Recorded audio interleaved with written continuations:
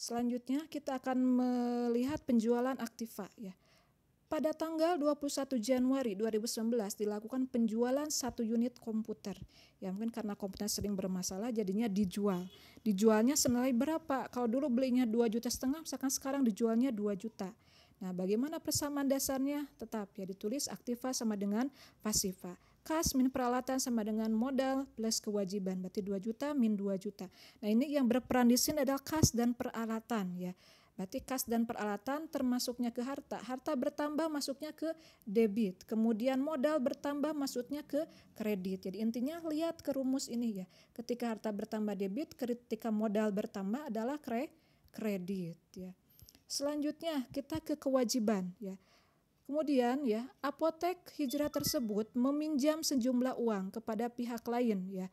Nah, pihak lain pada tanggal 23 Januari 2019. Nah, melakukan pinjaman ke Bank BSM sebanyak 15 juta. Ya, ini tulis lagi persamaannya aktiva sama dengan pasivanya, kas dari bank sama dengan kewajiban plus modal.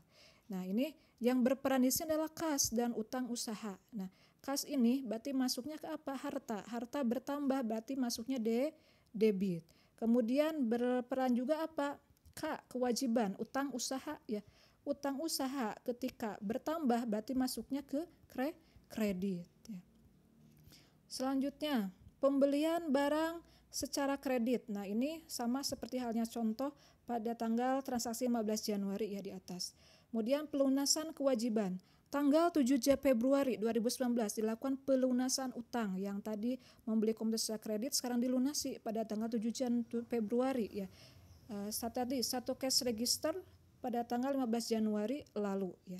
Itu sebanyak berapa tadi? 4,5 juta. Berarti ini yang berperan adalah utang usaha dan kas ya. Utang usaha masuknya ke apa? Berarti ke kewajiban ya.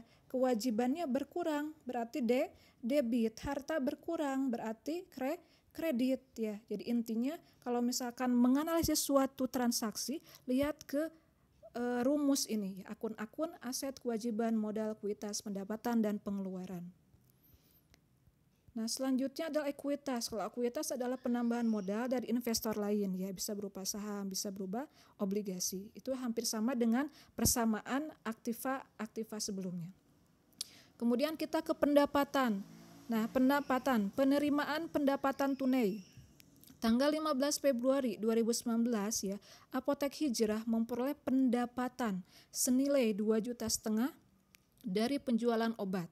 Ya, pembayaran dilakukan secara tunai, biasa aktiva sama dengan pasiva. Nah, di sini modal tambah kewajiban sama dengan kas 2,5 juta, 2,5 juta balance ya. Ini yang berperannya adalah kas dan pendapatan. Lihat, kas bertambah berarti masuk ke harta. Harta bertambah bernilai positif berarti debit. Kemudian pendapatan bertambah. Pendapatan bertambah berarti apa? Masuk ke kredit ya. Berarti debit kredit. Berarti sudah balance ya. Selanjutnya penerimaan pendapatan, nah non tunai. Tanggal 18 Februari 2019, Apotek Hijrah bekerja sama dengan Klinik Madinah dalam pengobatan ya. Jadi kerjasama ya antar apotek dengan klinik. Senilai 3 juta rupiah. Pembayaran akan dilakukan 23 Februari, berarti belum dibayar, masih kredit ya. Ini sama ya, aktiva sama dengan pasiva. Ditulis lagi tanggal transaksinya, keterangannya berarti piutang dan pendapatan ya. Piutangnya debit 3 juta.